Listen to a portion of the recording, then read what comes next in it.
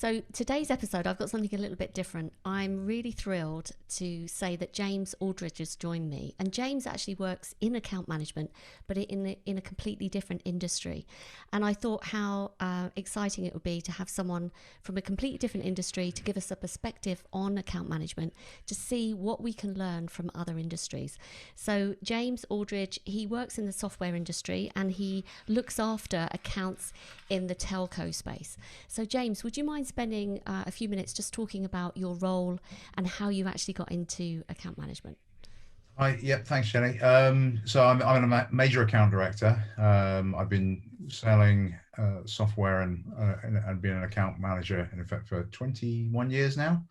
I wanted to be in sales, and of course you go from business development into account management when you bring new clients on board. And so I've had a mix between hunting and farming for the last 21 years. And tell me, the value of account management, because I ask the same question to everyone, but I would love to hear it from your perspective, having been both in the business development side and the account management side. What do you think the value of the role of account management brings to both your company and also to your clients?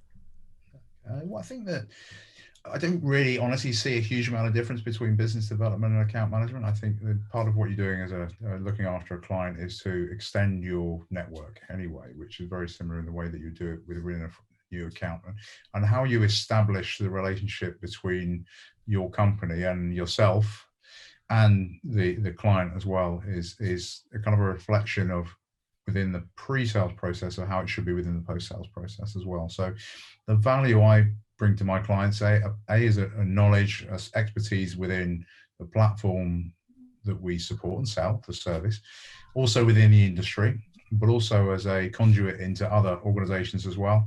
A lot of my clients want to learn what other companies are doing, sometimes within their own industry and also outside of it as well, and give an idea on best practice and opportunities that they could leverage through this kind of combined network as well. So kind of the value that I bring to my company to support that is a single point of contact.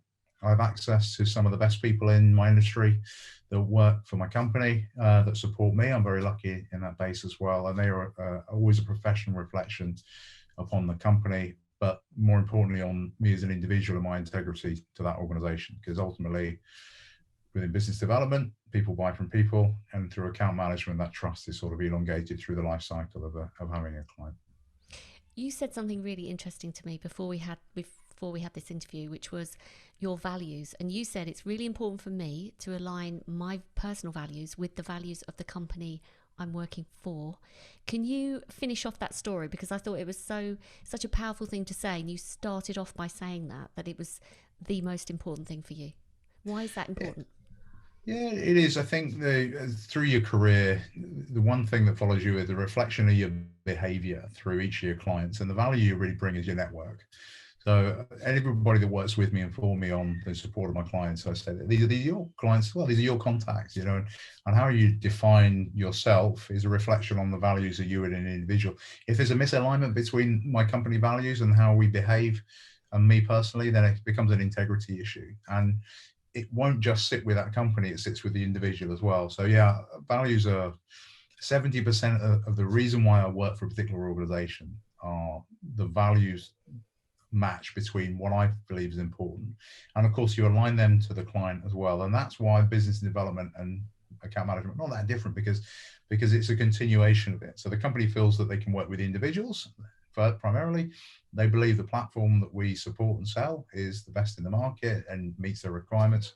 And they're also going to be able to follow that through, because in any project that I do, occasionally there are issues that come up, and the client needs to feel as though we're approachable and we're contactable, and they need to feel that we have their sustainability and success at heart.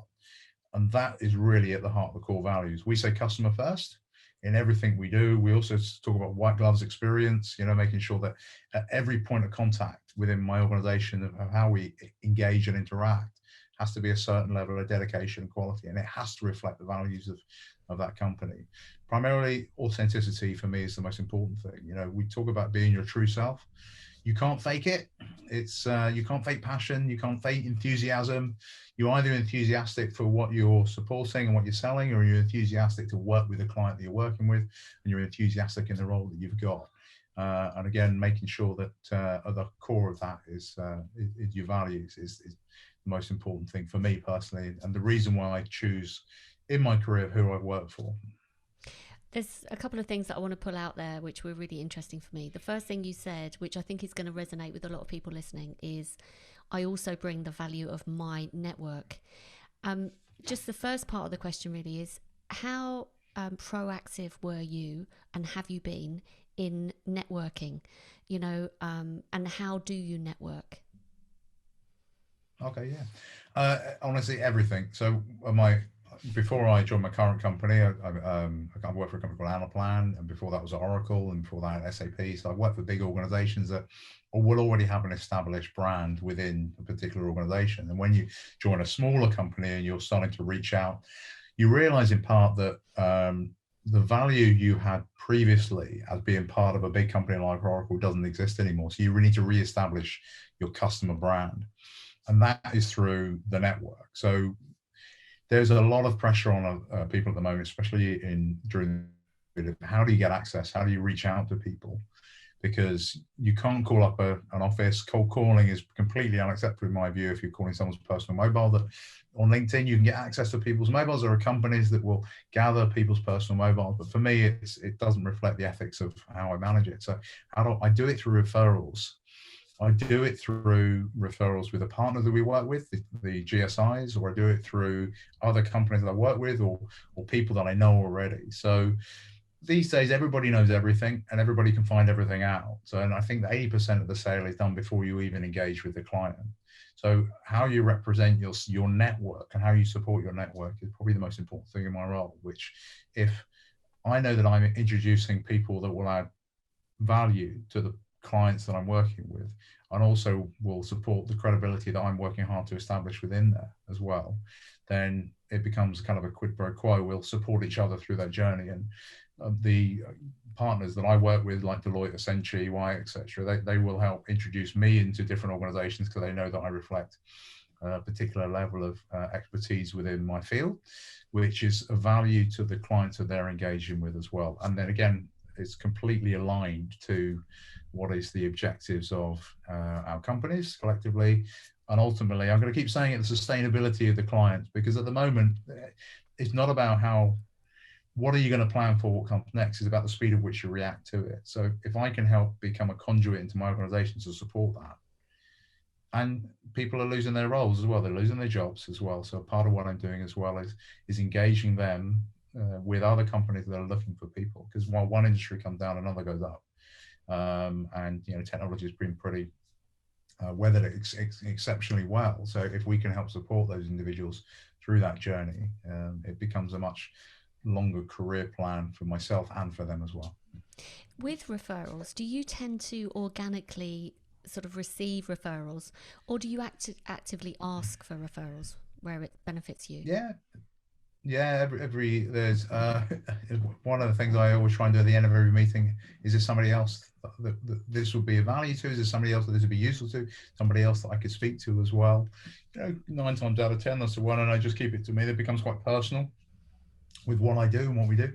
However, there's if it quite often resonates, you can sort of grow that network as well, and I do that as well with the partners we work with, where we know they're engaged in different clients. Who can you recommend that we go and speak to? Can I reference you? Can I reference our conversation? And then try and gain access that way. You've got to be a lot smarter these days on how you grow it. It's a lot slower, a hell of a lot slower to work.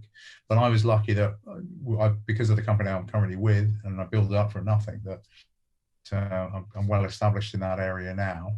And as one of my clients will tell me, there's nothing that's been thrown at us we haven't managed to deliver upon. And when you meet that expectation in any conversation you have and any form of communication you have, whether or not you put a LinkedIn post, you're doing a direct mail, on any form of communication or creating a webinar, my time is more valuable now. And my home life is more disruptive, ensure that it's very specific to that individual. I don't think the shotgun effect that we used to do back in the early 2000s it really works anymore. I think it's got to be much more tailored and much more specific and a lot gentler as well, a lot softer touch. This is of interest. If it is, great. If not, is there somebody else I can talk to that you think it will work for? You see, it makes total sense, and it feels like a no-brainer when you say it. But actually, I teach people how to ask for referrals because, believe it or not, one of the things that people struggle with is actually how to ask. And particularly if you're an account management role and you're asking your client for a referral, you've obviously got a long-standing relationship with them and you don't want to damage that relationship. So there's a real fear sometimes with, appearing too pushy, saying it in the wrong way, getting a rejection. Any tips or advice or words of wisdom for anyone that's maybe in that position? Yeah, I think part of your intuition should tell you. I always say go with your gut on everything.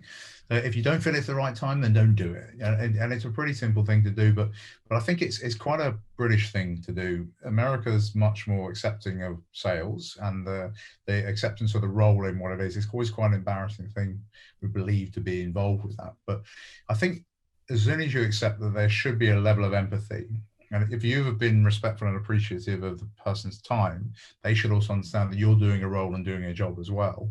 And never be afraid just to say, is there somebody else I could talk to? Or can you put me in contact with so-and-so? And, are you happy for me to use your name when I do it? No? Okay. But you'll still give me their email address or whatever.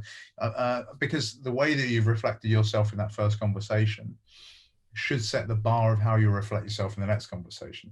Because if you're asking somebody to refer you, and you've gone in poorly, you've gone in aggressively or too pushy, then they're not going to refer you, full stop.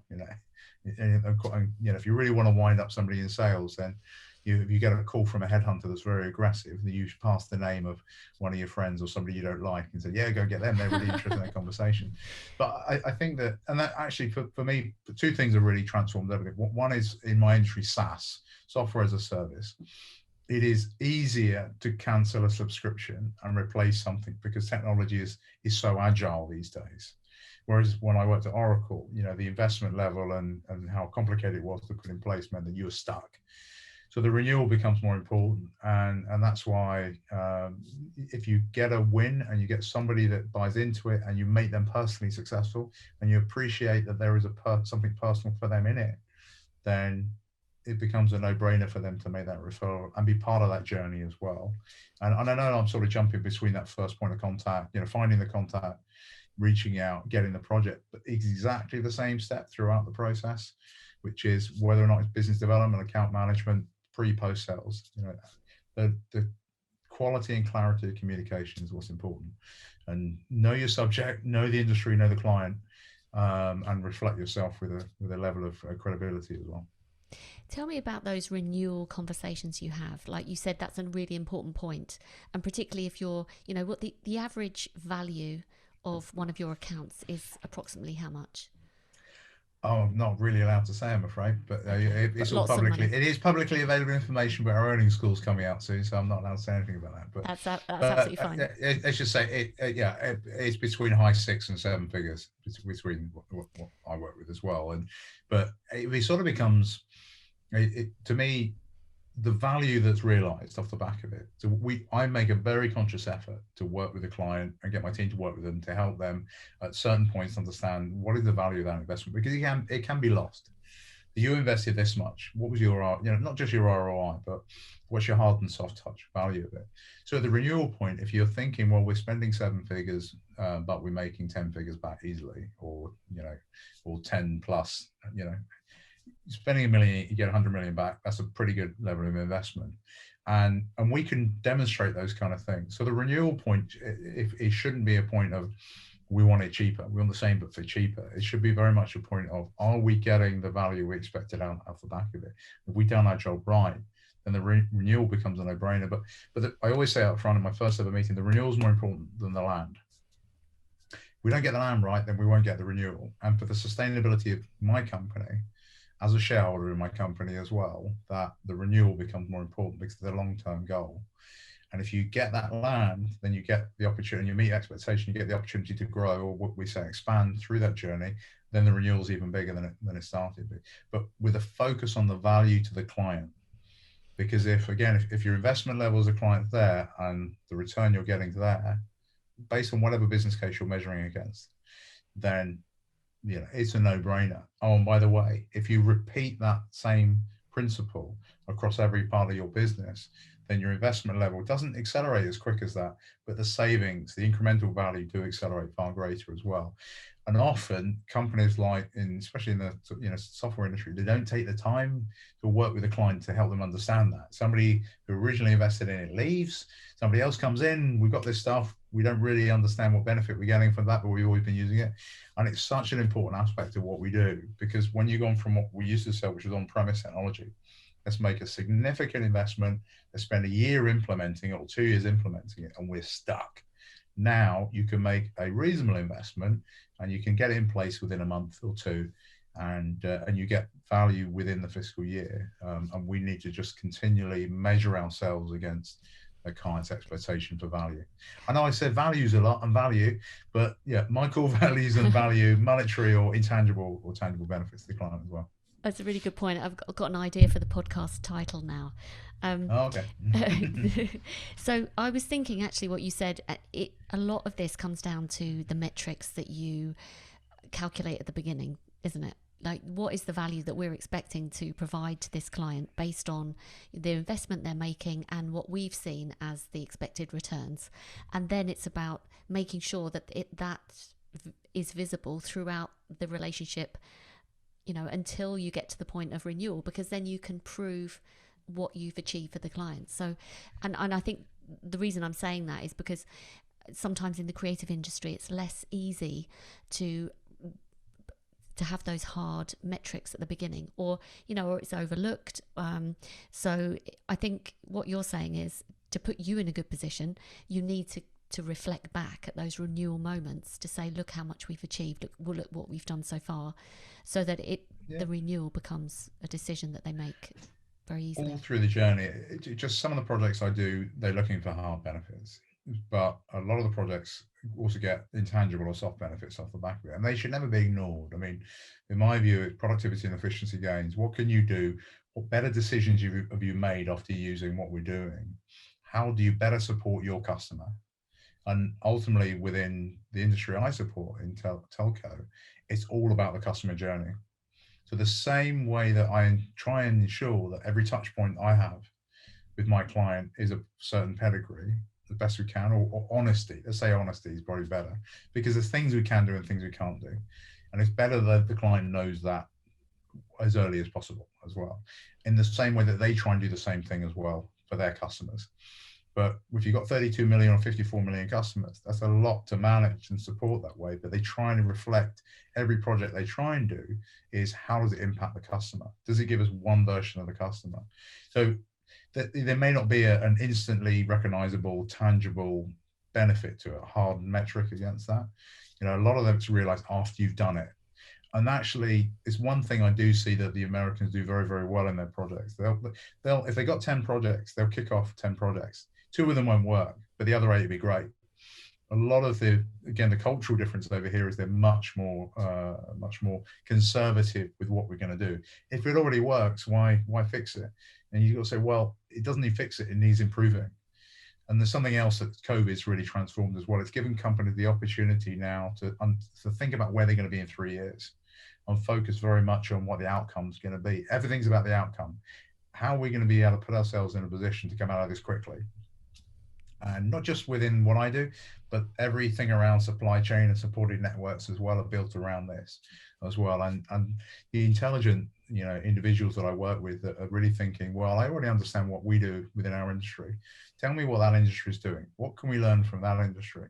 And the thing about software companies are they're kind of a conduit between different industries. We're like a central point that we work with oil and gas, work with travel and transport, work with the banks, and there's not that many other industries that do cover such a wide spectrum of knowledge base as well. And again, that's the network value is, would you be interested in learning what such and such does, and yeah, can you put me in contact with the CFO of HSBC or something? And that's really what we're trying to add value for. And I just end up becoming a conduit. The other most important thing for me is that it's a well-used quote that Steve Jobs said about having people that are better than him working for him. And it's the same thing I try and do within my team as well. I understand that there are things that they do a hell of a lot better than me in different areas. And then just making sure they're enabled to do it. And I know we talked about this previously, and that's a sense of fun. It can be really tough when you're under a lot of pressure to deliver something within a particular time frame.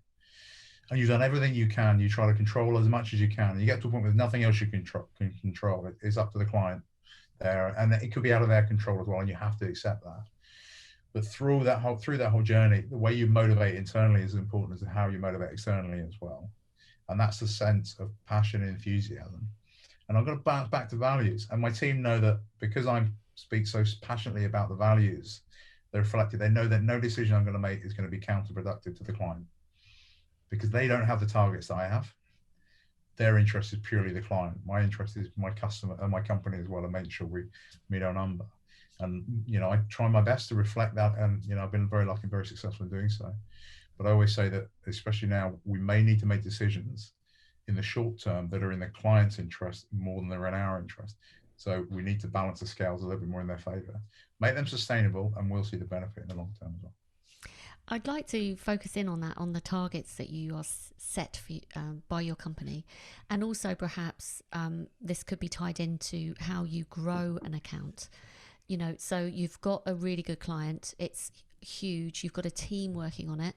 Presumably those touch points throughout the relationship are, what do they look like? Quarterly business reviews or kind of strategic meetings that you're having on an ongoing basis, reflecting on the metrics and progress?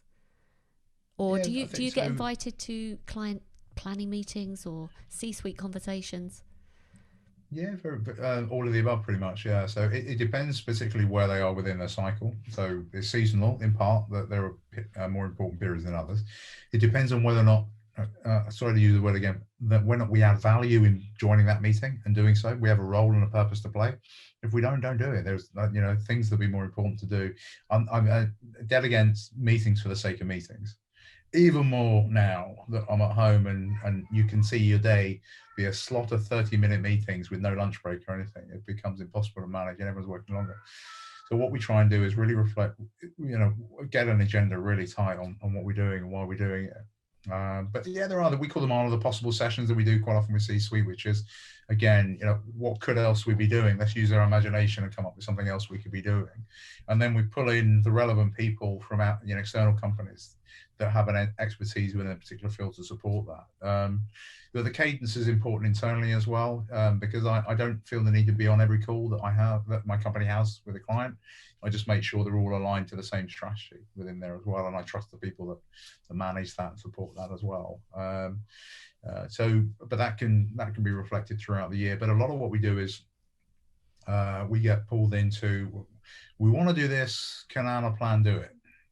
And the thing about what we sell and the service we have and the platform that was built is that it pretty much can do anything, and it's pretty unique in the marketplace, which is why we've been very successful. But ultimately, it comes we drive it right back to education, make sure the client knows and has an expectation of what they're going to deliver through it, and that's when we set up the project planning effect of, when are we going to do the sprints? When are we going to have the reviews, the Scrum reviews and the different parts throughout the process? And it's going to get busier at that point when we agree the user stories and then deliver against them. Okay, well, we're going to have more meetings then and manage that. But part of my role is to make sure that my team are not pulled into too many meetings that are not reflective of what they should be doing as well. And it's just everything. There's no set structure to anything.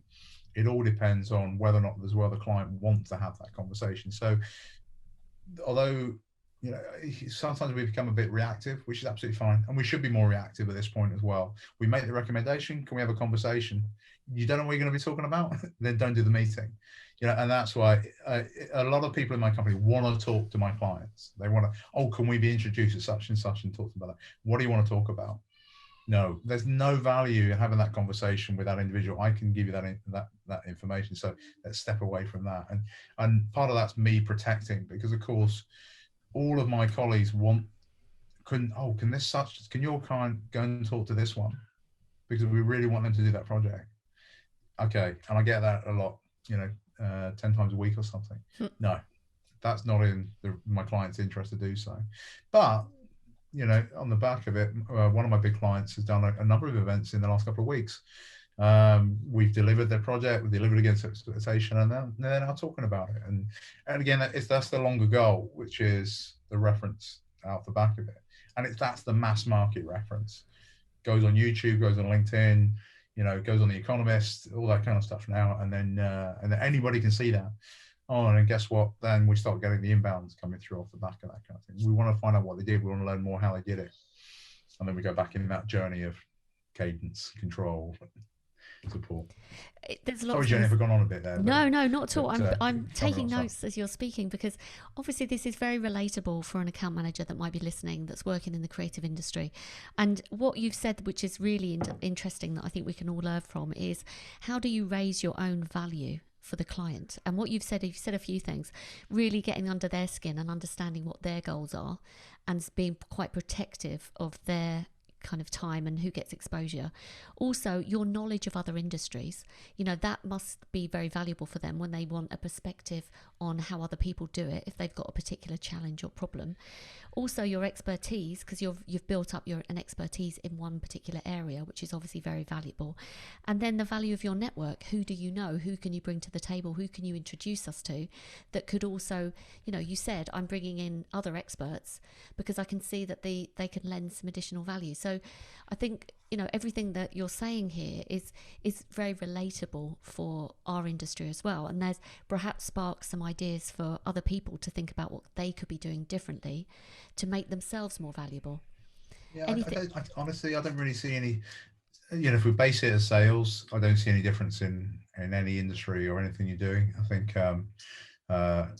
whether or not you're selling a car, or you're selling medicine, or you're selling phones or anything like that, there's the first thing is understand what is of value to the person you're selling to. So it's not feature function, chuck it out. I'm really big on that. I remember when I went to go and buy a telly or a DVD player, and the sales guy just started telling me a whole load of stuff that I had no interest in. I had one particular thing I was after in this telly, and I ended up just walking out and doing it myself online. And that's the big difference. He added no value, so I didn't follow through the process. But I would have gone and bought it there as well. You get to a point where you're happy to pay a premium if you know you're going to get something good off the end of it and doing that. And that's the value. So if you imagine there's a baseline cost for anything you're going to buy, the bigger reason you're buying from that particular organization is the people. That's all to do with the value add. But regardless of what you're selling and what you're supporting your clients with, it's the same principle. The specifics are the product, the specifics are who you're selling to, but the nature of how you behave yourself, and that's the authenticity bit. That there are good people in this industry in account management, they're not so good ones. People can be very successful through no fault of their own, I say, because they're very lucky. Their timing, they're on the point, but they sort of get found out. And you get your culture right and your work ethic right, and you do the right behaviors, and then ultimately you'll be successful. And the people around you should support you in doing so as well. Absolutely, because the end result actually is a little bit of a commodity, and for many clients it's about the experience of working with you as well. Like, is it a pain in the ass to get to the end result? You might be getting me the same business outcome, but I want to kind of make sure that journey isn't like pulling teeth. Going back to my previous question about growing an account, obviously there are different ways of growing an account, but tell me your view on best practice when it comes to thinking, okay, I've got a target and I've got a really good client. We've been working for a while together. They're really happy with where we've got to and what we're doing. Where do you see the growth opportunities? First thing is get it right first time. So, deliver on whatever you promise. You deliver on your promise, you earn the right to do something else. If you don't deliver on your promise, then you don't earn the right to do something else. I think when we started, we called it expand before you land, because of the complexities in onboarding a new client, and because we started sharing the vision of what we were doing across an organization. When you're working with a big company, you can do that. There are multiple entities and multiple different people. But in what I do, they all have pretty much the same core challenges. And the quicker you solve those challenges, the quicker they get value. So you start thinking, well, I should be doing this. I should be telling them about this, that I should be going to the next person because it's in their interest. And then you start realizing through the whole thing that if in my company, I do a project and I save my company 10 million quid or something, it's good for my career as well. It's in my personal interest to do this. Then I put it on my CV and then I accelerate my career.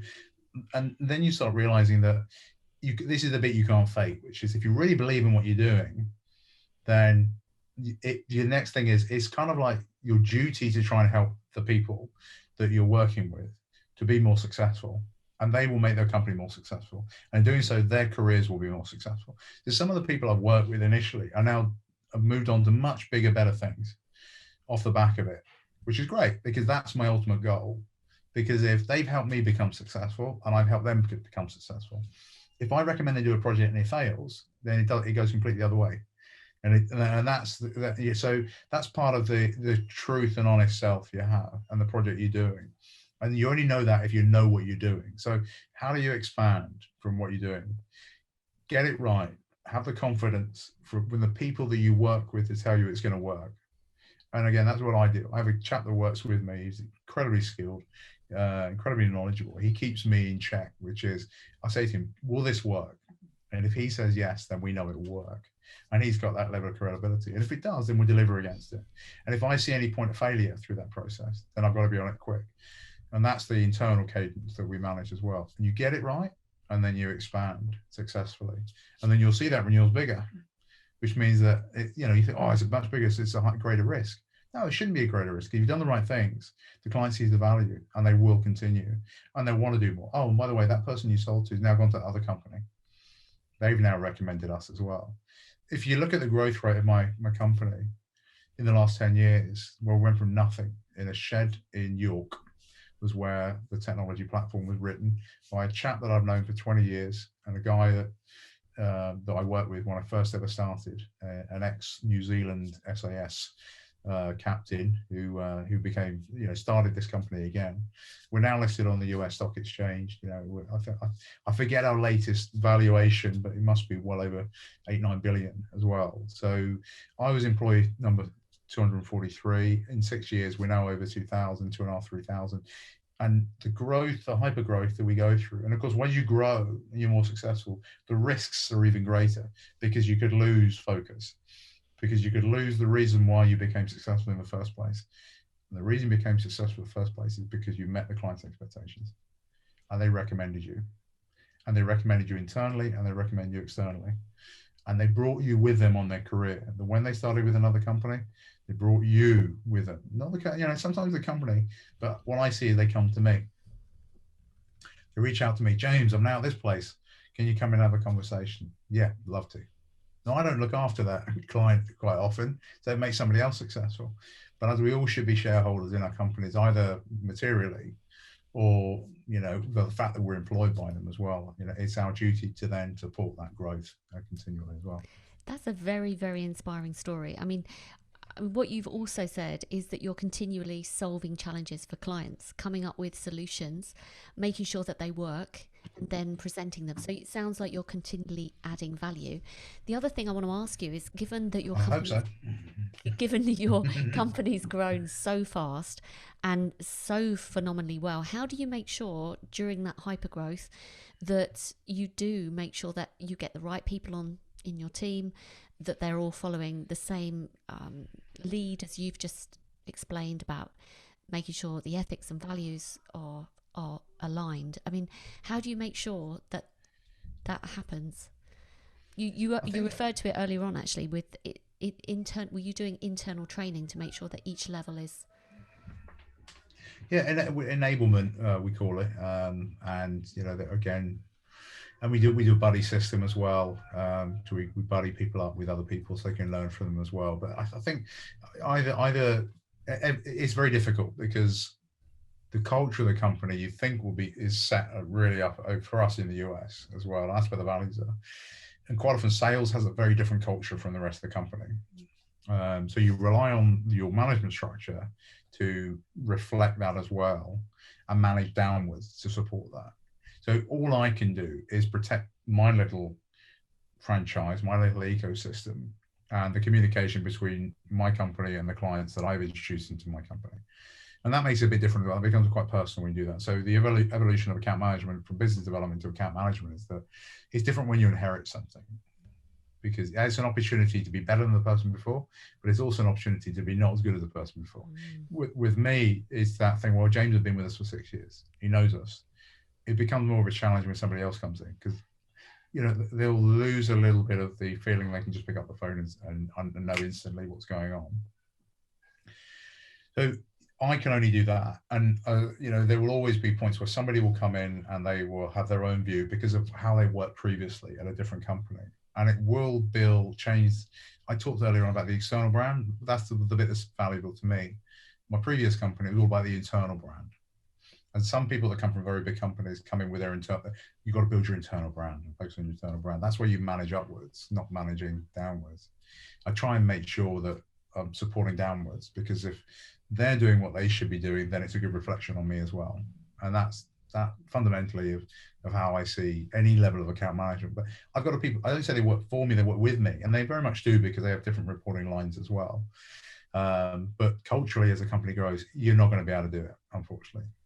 As your best will in the world to get the right people in that have the same values as you. And you'll see that people who have been there for a long time will move on, and they will keep searching for what they had previously, and they'll find it, because that's why they're successful. And companies will become too big to fail as well. But as long as I'm here, as long as I'm doing this, then I'll continue to try and reflect the values that I bought into when I joined my company with the clients that I work with. And it seems to be working, which is great. And that's the important thing for me. And for the rest of the company, again, I'm very lucky that a lot of people that work with me and around me have been on the journey for a long time as well. We try and make people more vested in the company-wide success through shares and stock as well. Get them reflective on that. I think it's a nice to have. I'm very much focused on what my target is and the customer success. Everything else is a nice to have. And then you just sort of hope for the best, to be honest with you. There's no way to manage it at my level. If I was running the company, I could manage it. But that guy's in the US. And luckily, in the company I work with, I get a very strong sense of passion and value, enthusiasm from that individual. So I have a huge amount of respect for him. He's gone out of his way to earn the respect. Not expect the respect from his job title, but earn the respect. And I'm very lucky to spend a lot of time with him and have direct access to him to help support me as well to be successful. And I hope that he also, and the people also in our board, the leadership team, see this sense of enjoyment that the people that work with me get from working on these accounts. And it was hard to start with, when you start with nothing's happening, and you're calling everybody and everyone's saying not interested, but then it works. You aware that this guy over here has managed to do that, X, Y, and Z. Oh, that's interesting. Tell me more about it, and I'll make you as successful as that as well. And quite often through your career, you will not find companies that have products to sell which are as good as some. I'm very lucky that the one I got at the moment just happens to be the best of what we've done. And again, it all came back to meet expectations, match the client's goals and values, and continually display them. And we call it customer first. As long as we show customer first, then I'll still be here. I think that's nice to have, a mantra or a saying that everyone, can default I'm probably an idealist, Jenny. I'm probably completely delusional and an idealist. But... Not at all. No. Do you know what what it says to me is that you're happy doing what you're doing. And I think with all of the years of experience I've had working with different account managers, it really comes down to that. It comes down to culture. You said it starts from the top and it spreads down. So if someone at the top has that genuine, authentic passion, energy, and really wants everyone to succeed and sets people up for success, it really does reflect down throughout the organisation. I think what happens negatively is when you don't have the right leadership in place, because that very, very quickly spreads like wildfire, and that's where you get cultures that are play the blame game, and it's just destructive. So I think everything that you said is really, really key, really. This, culture. The buddy system was a great tip as well. I think particularly while we're all working remotely, where we don't have that physical interaction with each other, how do you make sure that the younger more, so that the new people coming through are picking up those values? Are there any other tips, particularly around the situation with how we're working remotely? Is there anything that you could share that might be valuable for agencies that are working remotely, that in terms of making sure the account management team are performing at the highest level possible? That's a good question, actually, because the way we're working now, I know I've referenced the US a few times, but the way we're working is how the US works. It's how a lot of Central Europe works as well, where physically you can't be in the same room.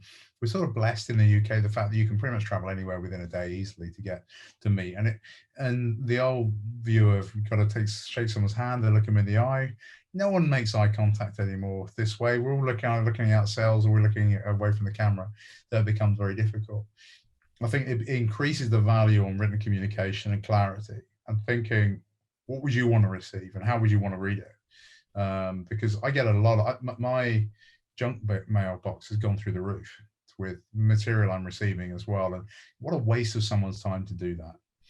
And what is the best way they could reach out to me? And sometimes it's been a little bit more creative. So if you're in the creative industry, how you do that first, every communication has to be reflective of your product and what you're selling. So it has to be a high quality, it has to be very tailored and very customized to those individuals as well. I think I read somewhere that 98% of cold emails are failing this year. So my general advice is to be more creative in how you find somebody and set up a first conversation. Keep them short, keep them to the point. No one's looking for a buddy. No one's looking for a drinking partner at the moment and doing that kind of stuff. And that's not a relationship. That's the 90s view of it. And there are a lot of salespeople that still have a very 90s view of it. And again, I worked with Ping around a house a few years back. They still have a sales team that love to go out for a whiskey and do that kind of stuff. But that's a very different way of working. Might need to edit that bit out, actually, Jenny. So I think that what you're always thinking of is, if I'm going to be in a conversation with somebody, I'm going to be trying to define a relationship, then every single point of communication, whether or not you're using LinkedIn, which I think is incredibly valuable tool, but it's become a bit more of a social media tool, which has become a real issue for me. So I don't do emails. If I reach out, try and connect to somebody, it's because I know somebody else, and I've established my external brand off the back of that. Which means that I can engage with somebody within my industry and help support them. So I look at my technology partnerships, I look at my the global systems integrated partnerships as well that we work with, and how we can support them, and think, can I get you to help support me in what I'm doing as well? I don't know about creative industries about what that supportive structure is, but really the first point should be in every company. We don't do this enough. Is to go around the people in your own team. Who do you know? Where have you been before? Who can I talk to? That's the easiest one. The next one is understanding people's careers. I call it career mapping, which is where they've been before, where they're going. How can I find out about them, and do they know so-and-so? And you start putting that 7 degrees together, and then ultimately everybody knows everyone. And it all comes down to that thing. Everybody knows everyone. Everybody knows everything. Everybody knows when you're not reflecting who you should be, and your behavior is not conductive to proper business. And we get rid of them people pretty quick. Don't be one of those people. Be one of the people that means that I want to reach out to you, or I want to help you. And finally, the only other thing I say that helped me through my whole career, never be afraid. And the first thing you say is, can you help me? I need your help. As soon as you say that, people start listening. Even if you put it in an email, I hope you're well. I wonder if you give me a hand. I need your help. Can you help me do that? It takes somebody less than 10 seconds to respond and say, yeah, go and talk to that person. And then you got it. So never be afraid to make that ask, because you know what they're doing in the US, and the US are about a year ahead of us, because they take chances, because they go ahead for projects. And then what we normally say is, however the US are doing, we will be there in 12 months later. And it happens, it always happens. But we need to encourage people to make changes quicker. And regarding way of working, I think everyone's settled into it. I think everyone's used to it. When the schools go back, I think people are quite happy not to have the choice to go back into the office. And certainly my clients are saying that no more than 30% of the workforce will be in the office at any one time. So it will change it. When you go into the city, you'll be sitting with somebody and they would have made their way in to have that meeting. You got to think, well, why am I doing this meeting? Is it of value? If I'm not doing it, don't worry about it. Send them a little birthday card or something. Happy birthday. But everything you do is very much, I'm having this meeting. This is a value to you. And then I'm going to ask something that's valuable to me. Do that. I think face-to-face is going to come at a bit of a premium, isn't it, moving forward? There's a few things that you said, and I'm glad that you brought up LinkedIn and your personal brand, because I don't think I see enough creative agency account managers on LinkedIn and either engaging with their current clients online, if their clients are active, but also just sharing things that they're doing, updating their profile so it looks more creative and more engaging. I think that's a really easy fix, and it doesn't cost, it doesn't take very much time. And also, not to mention, being creative in how they reach out to people. I think you made a really good point about the emails and 98% of the emails falling flat. Lucy Snell, I interviewed her on the podcast, and she works for the creative industry, and she's very, very good at helping agencies prospect for new business. And what she was saying similar thing about emails and cold emails, and how, rather than send a cold email, send a personalized video message that looks as if you put some effort in and looks as if you've really done your research and you've worked out who you're talking to and why what you're saying is going to be valuable. So that was the point I was going to make. Ooh. James, my only other response to that is my email server will immediately spam that out with a video attachment. So your email, on your email. What about LinkedIn? Well, LinkedIn might be okay. Yeah, do that. I don't know. I've never sent a video on LinkedIn, but this is the new messaging function that you have to check it out. Okay. This has been amazing, and I'm just very conscious of your time, James. Have you got any perhaps parting words of wisdom or tips for someone who's listening to this, thinking, I really want to get into account management? What do you think is important for me to do or know? I think, everything that I do, it works for me. It may not work for anybody else. But I think the thing I've always really impressed upon is that it's continually learning. So, and learning, you can make your choice from a whole load of stuff that you pick up from. Don't just focus within your own industry or whatever your own selling. Focus on everything, because the founding principles are exactly the same. What works for somebody may not work for you. Don't do it.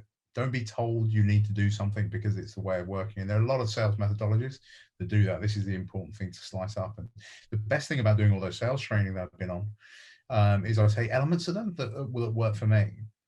And then I try and apply them as best I can, because they help me. They have value to what I'm doing, and it helps, but time management's a really difficult thing to manage as well. So I use these things to complement. And ultimately, in helping myself get organized, it means that I can be quicker to react to what the clients requires at particular times as well. Anybody who wants to get into account management, if I'm honest with you, I wanted to be, if we're looking back at it, I've either been a film director or a guitarist in a band. So, anyone that says they're passionate about doing this, they're lying. They're passionate about Star Wars. So they're passionate about football. Are they passionate? They enjoy doing what they're doing. This role has enabled me to fulfill what I wanted outside of work. So I work to live, and you know what? And luckily, I enjoy meeting new people. I enjoy meeting people for the first time, and I enjoy learning about what they're doing. I found it incredibly fascinating learning about what companies do. So if you want to learn not only about how to sell and how to support customers, about what companies do, incredible tidbits about how, in my space, about how companies report customer details, stuff like that, amazing. About where we're going in technology, I do, what the future is going to be as well. I'm very lucky that what I do has helped me enable that interest and passion and enthusiasm in mine. And I did a history degree. So my goal was originally to bring the handwritten word back into technology sales. I failed miserably, and they told me I would do. The team at Pareto told me I would fail miserably when I was 21 years old doing that. I don't think I've ever written anything by hand. But my principles were I wanted to bring something a bit more personal to it, and I think that if you want to get into it where you enjoy those aspects of it, of something new every day, of something, you know, and it's hard. It's hard. There's a hell of a lot of legwork to get it there, but when you've managed to get there, it can transform everything. And again, Jenny, you know what's going on around me at the moment, so I can support my family off the back of it, and there's nothing more important than that. Brilliant. That's a lovely note to finish on. Thank you so much, James. I really appreciate it. You've provided so much value, so many tips, and I'm going to pull out some of these key learnings for us to take away to the creative industry. So thank you so much for joining me. And the best thing about working from home these days is I can just dress like this and get away with it. So no one cares. I don't have to wear a shirt anymore. That's great. No, that's brilliant. Thank you so much, James.